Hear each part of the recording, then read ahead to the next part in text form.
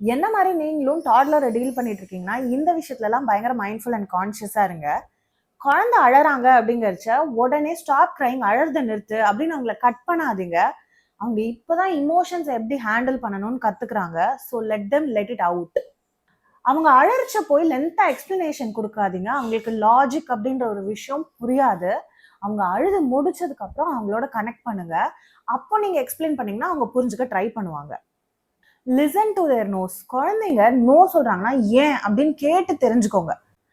நம்ம நோ சொன்னோம்னா அவங்க அக்செப்ட் பண்ணணும்னு எதிர்பார்க்குற மாதிரி அவங்களும் அதே விஷயத்த நம்ம கிட்ட எதிர்பார்ப்பாங்க. குழந்தைங்கள சீக்கிரமாவே ஷேர் பண்ணிக்கோ அப்படின்னு சொல்லாதீங்க. Sharing is a skill. So it will take time. Give them that space. கம்பேரிசன்ன்ற ஒரு விஷயம் நம்ம லைஃப்ல ரொம்ப ஈஸியா வந்துடுது. குழந்தைங்க மேலேயும் ரொம்ப ஈஸியா அதை திணிச்சிடுறோம்.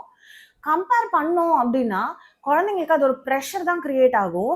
அவ சாப்பிட்றா, நீயும் சீக்கிரம் சாப்பிடு, அவ எழுதி முடிச்சிட்டா, நீ இன்னும் எழுதலையா, அப்படி சொன்னீங்கன்னா ஒரு ப்ரெஷர்ல தான் அவங்க ஒர்க் பண்ணுவாங்க. அது ஒரு க்ரோத்காவோ மோட்டிவேஷனலாவோ இருக்கவே இருக்காது. ஸோ கம்பேரிசனை ஸ்டாப் பண்ணி அந்த குழந்தை மேல ஃபோக்கஸ் பண்ணுங்க. நீ சாப்பிட்டு பாரு, சீக்கிரம் சாப்பிட்டு உன்னால முடியுமே, நீ எழுதி முடிச்சிருவே சீக்கிரம், அந்த மாதிரி சொன்னீங்கன்னா அவங்களுக்கு மோட்டிவேஷனலா இருக்கும்.